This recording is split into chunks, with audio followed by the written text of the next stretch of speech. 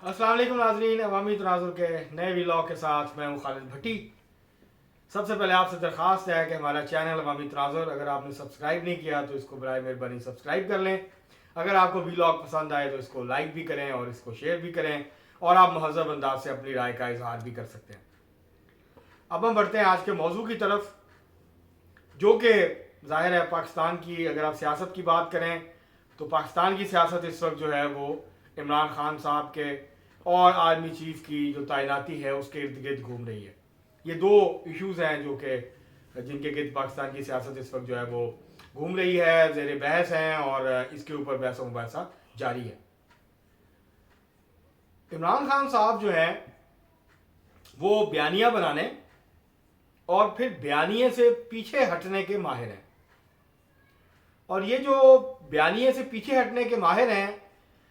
इसको वो U turn, और वो कहते हैं कि यू टर्न जो है वो अजीम लीडर की निशानी होता है। वो लीडर कभी बड़ा लीडर नहीं बन सकता जो अपने मौक़िफ़ से, अपने असूल से, अपने नज़रिए से पीछे हटने की सलाहियत ना रखता हो। तो ये इमरान खान साहब के नज़दीक बुनियादी खसूसियत है किसी भी बड़े लीडर की कि वो अपनी बात पे खड़ा ना होता हो, जिसको उर्फ़ आम में हम कहते हैं कि अपनी ज़ुबान पे पैरा ना देता हो, अपनी बात पे पैरा ना देता हो, और एक बात करके वो अगले दिन या सुबह कुछ कह के शाम को वो अपनी पोजीशन तब्दील कर लें, इसको वो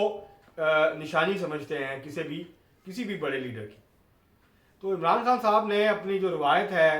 बयानियाँ बदलने की, अपनी बात से आगे पीछे होने की, वो बरकरार रखा उसको। फाइनेंशियल टाइम्स को उन्होंने,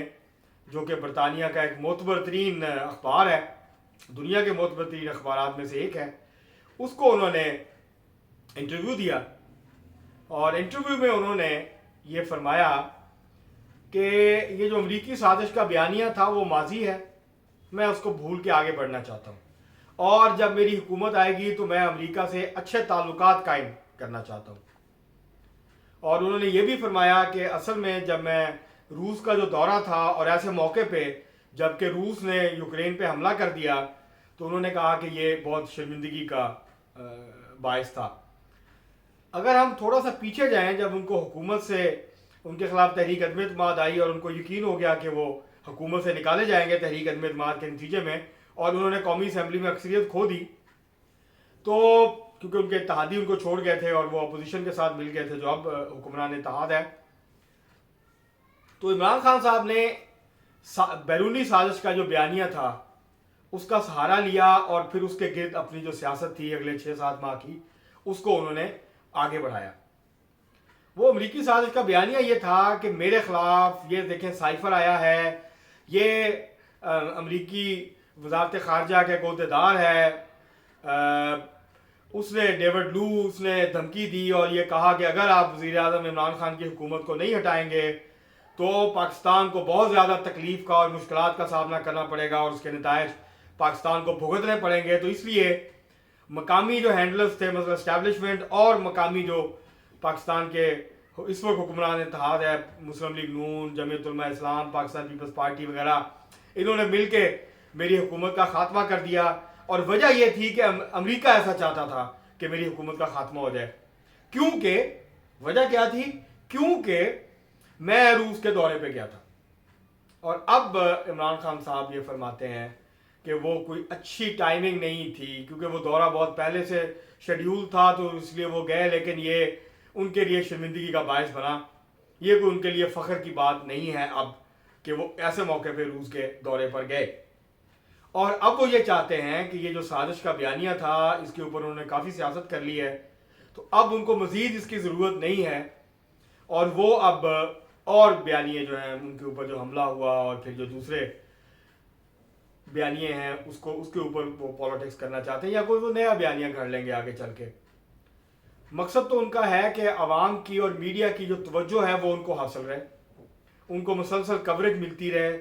वो हर रोज़ कोई ना कोई ऐसी बात करें जिसके नतीजे में एक तनाज़ा खड़ा हो, एक कंट्रोवर्सी डेवलप हो, और फिर उस कंट्रोवर्सी को जो है कि गिर जो मीडिया की जो सारी गुफ्तगू है, मीडिया के टॉक शोज़ हैं वो हों, ताकि वो गुफ्तगू का महवर और मरकज़ जो है वो इमरान खान साहब रहें। वो जो कह रहे हैं وہ رہے اور وہ ایجنڈا سیٹ کرتے رہے میڈیا کے لیے اور پاکستان کی سیاست کے لیے، اور اب تک وہ کامیابی سے یہ سب کچھ کرتے آئے۔ اب مسئلہ یہ ہے کہ نظریات، اصول اور بیانیے میں ایک بنیادی فرق یہی ہے کہ اصول آپ روز نہ بناتے ہیں نہ تبدیل کرتے ہیں۔ آپ ایک اصولی موقف لیتے ہیں اور پھر دہائیوں تک اس کے اوپر کھڑے ہو کے سیاست کرتے ہیں۔ آپ ایک نظریہ کو اختیار کرتے ہیں اپنے لیے اور پھر آپ اس نظریے کی اوپر کھڑے ہو کے سیاست کرتے ہیں اور پھر اقتدار میں آنے کی کوشش کرتے ہیں، تاکہ آپ کا جو نظریہ ہے، آپ کی جو نظریہ ہے اور پھر نظریے کے مطابق آپ نے جو پروگرام بنایا ہے معاشی، سماجی اور سیاسی، آپ اس کو امپلیمنٹ کر سکیں، اور آپ اس نظریے کی بنیاد پہ کھڑے ہو کے سیاست کرتے ہیں، آپ کو کامیابی ہو یا ناکامی ہو، لیکن آپ نظریے سے دستبردار نہیں ہوتے ہیں۔ لیکن بیانیہ یہ ہے، بیانیے کی خوبی یہ ہے کہ آپ ایک بیانیہ یا نیریٹو بناتے ہیں صبح، شام کو آپ کو لگتا ہے کہ نہیں یار یہ کچھ چلا نہیں ہے، یہ اس میں مزہ نہیں آیا ہے، تو آپ اس کو تبدیل کر لیتے ہیں، ایک نیا بیانیہ گھڑ لیتے ہیں۔ تو یہ ہماری جو سیاست ہے اس وقت، یہ نظریات کے گرد نہیں چل رہی، یہ نظریات اور اصولوں پہ مبنی نہیں ہے، یہ بیانیے کے اوپر مبنی ہے، یہ موقع پرستی کے اوپر مبنی ہے، اور یہ طاقت کا ننگا کھیل ہے جس کا دیکھیں نا، سیاست بیسکلی آپ سیاسی جماعت بناتے ہیں، آپ سیاست میں آتے ہیں، آپ سیاست کرتے ہیں، اس کا مقصد ہی اختیار اور طاقت کا حصول ہے، تاکہ آپ اپنے نظریات، اپنا پروگرام، آپ کا جو ویژن ہے، آپ اس کو امپلیمنٹ کر سکیں، آپ نے جو لوگوں کے لیے کرنا ہے وہ آپ کر سکیں۔ وہ آپ نہیں کر سکتے جب تک آپ اقتدار میں نہیں آئیں گے۔ تو ہر سیاسی جماعت، خواہ وہ ایک آدمی کی ہو، تانگا پارٹی ہو یا بڑی عوامی سیاسی پارٹی ہو، اس کو بنانے کا مقصد یا اس کی جو سیاست کا محور ہے وہ طاقت کا حصول ہوتا ہے۔ لیکن طاقت کے حصول کی جو سیاست ہے وہ دو بنیادوں پہ ہوتی ہے، اس کی دو بنیادیں، ایک تو یہ ہے کہ آپ اصول، نظریے کی بنیاد پہ سیاست کرتے ہیں اور آپ اپنے اصول اور جو نظریہ ہوتا ہے اس کو مقدم رکھتے ہیں، اس کے لیے لڑتے ہیں، اس پہ کھڑے رہتے ہیں، ڈٹے رہتے ہیں، اور آپ موقع پرستی نہیں کرتے، آپ چھوٹی چھوٹی جو سیاسی مفادات ہیں اس کے لیے اپنا موقف تبدیل نہیں کرتے، یو ٹرنز نہیں لیتے بار بار۔ اور دوسری جو اس کا طریقہ ہے یا بنیاد ہے وہ یہ ہے کہ آپ کی سیاست کا محور اور مرکز محض طاقت کا حصول ہوتا ہے، اس کے لیے آپ اپنا ہر اصول، ہر نظریہ، ہر جو آپ کا جو موقف ہے اس کو آپ قربان کرنے کے لیے ہر وقت تیار رہتے ہیں، آپ ہر وقت موقع پرستی کے لیے تیار رہتے ہیں، آپ ہر وقت اس چیز کے لیے تیار رہتے ہیں کہ اگر آپ کو کہیں سے دروازہ کھلتا ہوا نظر آئے گا تو آپ کوئی بھی